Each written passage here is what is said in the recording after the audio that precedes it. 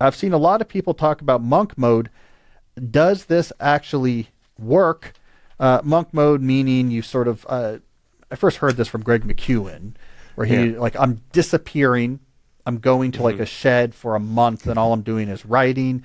Adam Grant, so I wrote about this in Deep Work. I called it the monastic mode of deep work. Or maybe I call it the bimodal mode. I confused these up. But I was thinking about Adam Grant where he would have periods of the year where he would just disappear to work on research, be out of touch, and other periods where he was back. So monk mode, I guess, is spreading online again.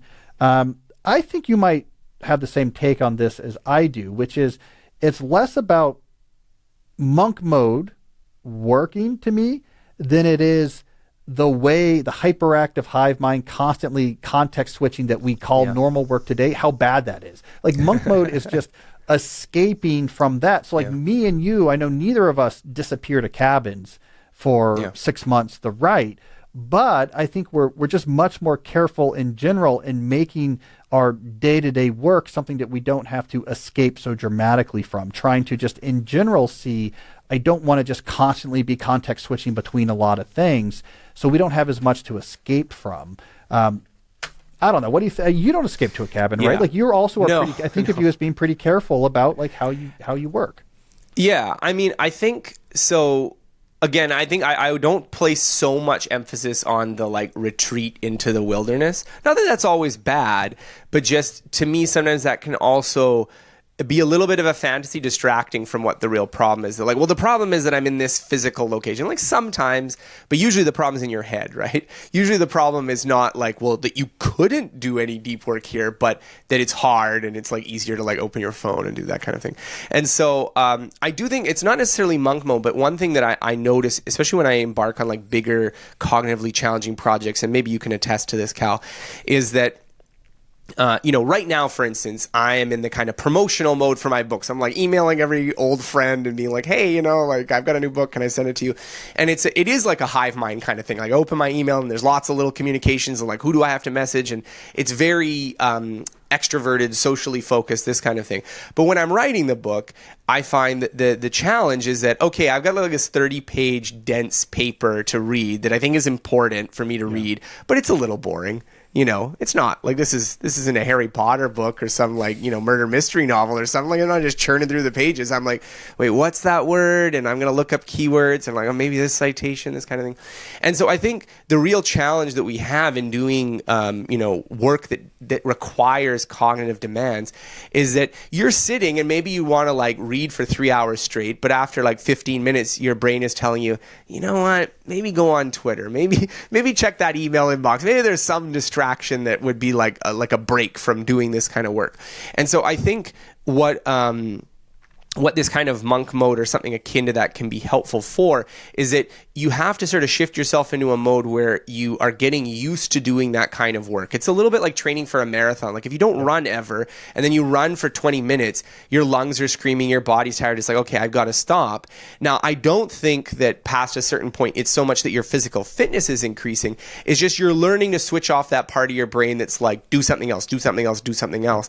And so I think when you get into this, or like, I need to do a lot of deep work mode, I think it is helpful to kind of create some constraints around your work so that you're prioritizing this deep work. You're able to get longer stretches in. You're able to just like, okay, I just sat and I read all day and it wasn't like agony. That does take a little bit of building up to get to. And so I think, that's where this can be helpful, is if you're in the cabin in the woods, you don't have the friends, this kind of thing, maybe it's sometimes easier to transition to doing that. But I think the transition to doing that is what's really important. I love the practice message. Yeah. And supporting, right? What supports it? I mean, slow productivity, I talk about rituals and location. Yeah. Have a separate location where you do the monk mode work. It doesn't have to be a dramatically different location. Yeah.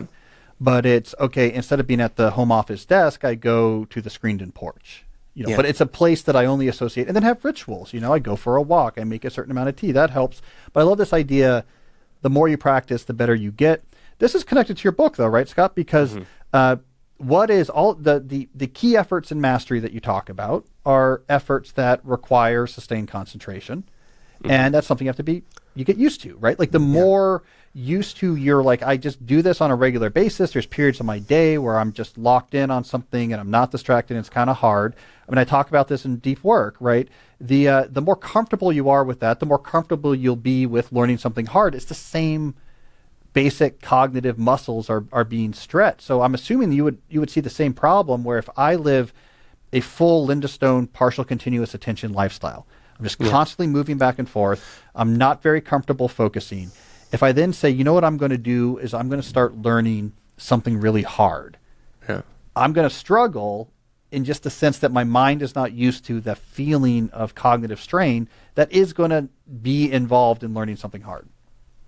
Yeah. I mean, I think, so one of the things that I find important in this regard is when you're approaching this kind of task, it is helpful to like be more deliberate about, we do this in our course Life of Focus where you are being very explicit about like, these are my deep work hours. You put the computer away, like you kind of remove yourself physically from those distractions. It doesn't have to be a different location, but it can just be some way that you're pushing them away. Because I think as you build the skill, the way I think of it is it's a little bit like, it gets thrown around too much, but like addiction and this motivational hardwiring is very similar. That, if you were a gambling addict and you're like, oh, I'm going to go like live right next to the casino, it would be very difficult when you're in the habit of going to the slot machines all the time to resist that. So you might want to get yourself removed from it. Don't have any reminders. Don't have any things that's going to make you think about doing this. But then maybe once you've done it more and more, it would be fine. Okay, I just don't gamble. I don't think about that. So you could even like walk through Las Vegas and not feel as much temptation. And so similarly with deep work, I think some of the difficulty is that if you're not used to the sustained cognitive effort, maybe because it's a new role, new task, new project, this kind of thing, like it can be exhausting, but it's also what is exhausting about it is your motivational hardwiring being like, this is easier, this is more fun, this is more appealing. And that actually that will quiet down if you can stick to it. And so that's sort of that transition can be hard, I think, for people. And you have to believe that that's going to happen, that after you do it for 3 months, actually sitting and reading for 4 hours straight is doable by a normal person. You don't have to be some kind of like savant, like focused person to do it. I like that. Shrink monk mode. Monk mode doesn't have to be this month. I'm going to monk mode. You have a little bit of monk mode every day. That's sort of, okay, I have a monk hour here. Or I start with like a monk half hour. I have like a monkish morning. Yeah. Monkish mornings. I used that phrase somewhere. God, I've written too many things. But somewhere I used this phrase, monk mode morning. And it was a CEO who ran his own sort of small company. It was like a 15-person thing. And I remember this was his thing, monk mode morning. And he said, no one can schedule anything with me until I forgot what it was, but it was like 10:30 or 11. And he's like, that's it. Let's just work around that. But until 10:30 or 11, I don't plug into anything. I'm just like working on it. And he's like, it transformed everything.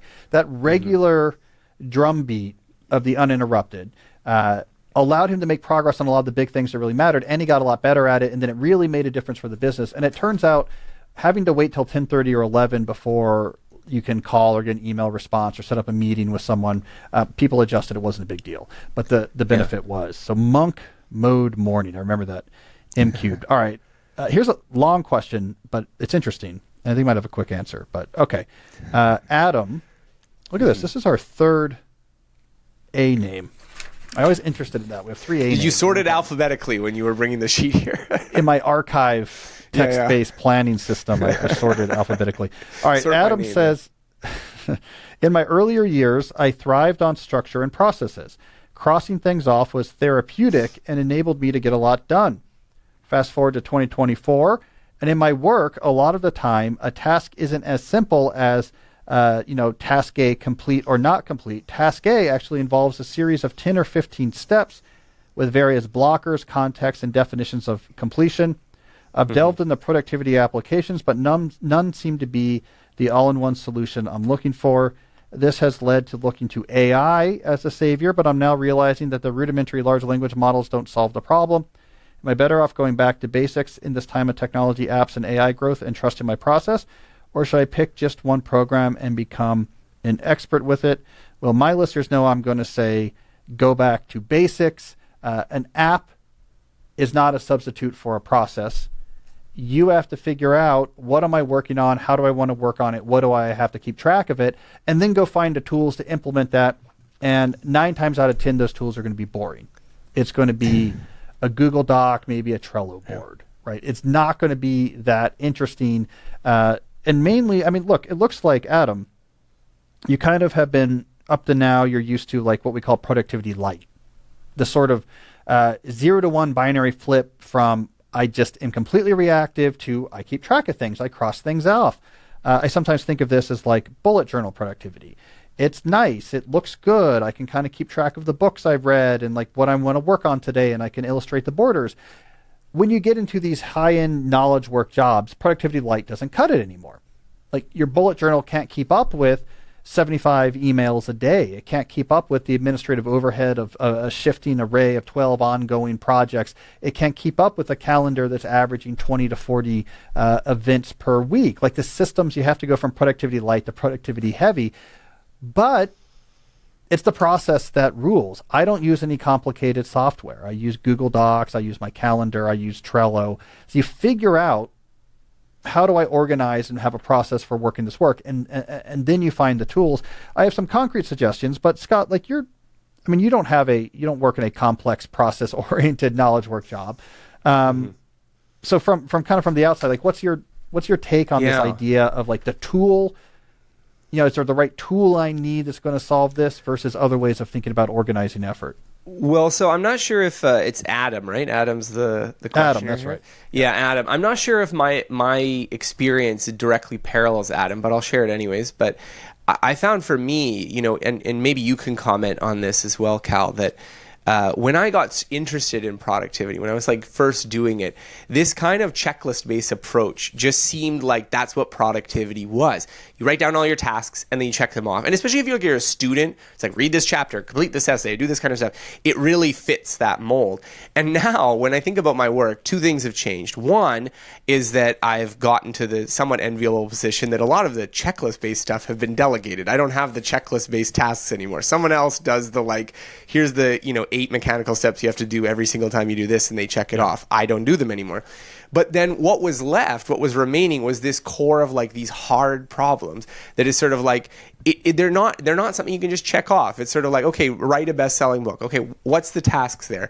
I mean, you could make a task list, but the thing is you're going to start working on the tasks and realize, no, that's not the right way to do it, or you're not doing it properly. You certainly can't approach it with the mindset of like, just check off this one and move to the next one, and then you're going to have a best-selling book, or you're going to have something successful here. And so for me, I think I naturally gravitated more and more as I get older, as my career matures, to the kind of deep work sort of system that, what I'm trying to do is ensure that there is a deep focus on important tasks, and that there is a lot of flexibility in how those get executed. And I'm not really like trying to break it down into, okay, well, I've just got to do these 10 little things. I mean, I still do that. I still have that sort of segregated somewhere else.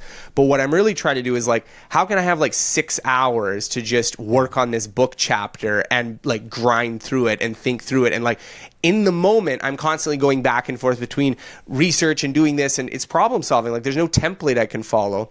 But the enemy of that is, well, I'm going to spend 30 minutes and write 500 words every day. Like that kind of mindset that you see so often on Twitter of like, I don't know. I was reading somewhere, someone was saying like, you could write a book every 3 months, because if you write this many words per day, then that totals a book. And then I was just thinking, well, I like, good for you if that's how you can write books. But I mean, for me, it's not the metric. It's not the metric. Sometimes you can write 5,000 words. Sometimes you spend days trying to figure out the opening sentence. And so I think this shift towards harder, more ambiguous tasks that have complexity built into it, I think to me, that's why the kind of a little bit more using the time metric, a little bit more using, this is the chunk of time that I'm devoting to this. This is what chunk of time I'm going to push everything else off of so that I'm not having interruptions and distractions has been more important to me. But I mean, you can weigh in on this. You have a lot more like multiple job descriptions, responsibilities, calendar interference. But I mean, I think it reflects your time block planning to some extent. Yeah, I mean, so if we use the terminology like shallow versus deep productivity, deep being like the really complicated jobs. Adam, I'll give you an example. I'm going to give you four processes that like you probably need all four of these. And for each of these, the tech to implement it is boring. Right. Okay. So just based on my experience with these type of jobs, Adam, and dealing with people with these type of jobs, first of all, you need some sort of structured task management, right? So you need a place of keeping track on your different projects. what needs to be done, where you can collect relevant information. So if someone sends you a file about that task you're waiting to work on, or sends you an email about it, you can add it to where that thing lives. So all the information lives in one place. Why I call this structured is because you can have, I use Trello for this, but you can use a Google Doc for this. You want to have categories, right? So here's like tasks for particular projects. Here's tasks that I'm trying to work on this week. Critically, here are things I'm waiting to hear back from other people on. So you have a place for, I'm waiting to hear back from this person on this. Once I hear back from this, then I can move on and do this, right? So you can keep track of, here's all the stuff that I know so far needs to get done for the various things I'm working on. Relevant information can live right there with the task. And I can have different categories here of just like, these are tasks for this project, but I'm not actively doing them. Here's tasks I'm working on this week. Here's things I'm waiting on. Any sort of thing can hold this information. You could have a Google Docs for different types of projects. You can have a Trello board with different boards for different types of projects or roles. The technology is boring, but you need something like that. You probably need to do multi-scale planning at this level of complexity, Adam, right? So for the quarter, you check in, like, what are the big things I'm working on? You check that quarterly plan every week when you make your weekly plan. All right, so which of these things am I trying to make progress on this week? When am I doing it? Do I need to move some meetings around so I have some more open time? Do I need to add some new meetings to my calendar to make progress on it? What's my game plan this week for making progress on the things I want to make progress on? And then you have a daily time block plan where you look at the weekly plan. So you are grappling with the things you need to do at multiple scales. The other thing I think you need, Adam, is to work with non-interruptive communication. So if you have a bunch of things going on like this, the real enemy, if we're going to get in the weeds, deep productivity nerd stuff, the real enemy is going to be the context switches. If you have 6 ongoing projects that are each generating emails and Slack messages that you pretty much have to see and respond to pretty quickly because that's how things are being worked out, you are sabotaging your ability to actually do this work. And so you need to have structured communication. This means daily office hours. Anything that requires more than a 1-message response, you say, just grab me at my office hours. We'll do a 5-minute real-time conversation, figure this out. The various groups you work with have to have standing, maybe twice a week meetings to just go through a lot of things at once. You should have a docket for each of these groups. As people think up things that there's a question or something we have to figure out, you add it to the docket. And when you get to the meeting, you go through that docket one by one. So you don't have to email people or Slack people when something comes up that you worry about. You throw it on the docket. None of this stuff requires big tech, right? Office hours requires you open up a Zoom window and keep your door open. A docket is a Google Doc or a Dropbox where you have a text file in it, right? So I'm giving you these examples, Adam, not because that's the magic collection, but these are things that work really well. So they're representative of the type of processes, that deep productivity processes that work in these complicated knowledge work jobs. None of them require complicated tech, and they're certainly not unified in some sort of master tool that's going to do this work for you. In the end, it's still you doing planning at multiple scales and executing. This stuff helps keep things organized, but it's still you doing this work. The tech is not that interesting. So I know I come back to that. We want in Silicon Valley wants us to believe the tool is what will give us the productivity. Yeah. Whereas, and I wrote a New Yorker piece about this last fall, it's the other way around, that we figure out what we need to be productive and then go and find the tools. The problem is most of those tools have already been invented and are very low cost. So this is not great for the Silicon Valley companies. Google Workspaces is not that expensive. Like that plus Trello, you don't need any more. An email, you can send files back and forth and you're good. Monday.com isn't even needed. Hey, if you like this video, I think you'll really like this one as well. Check it out.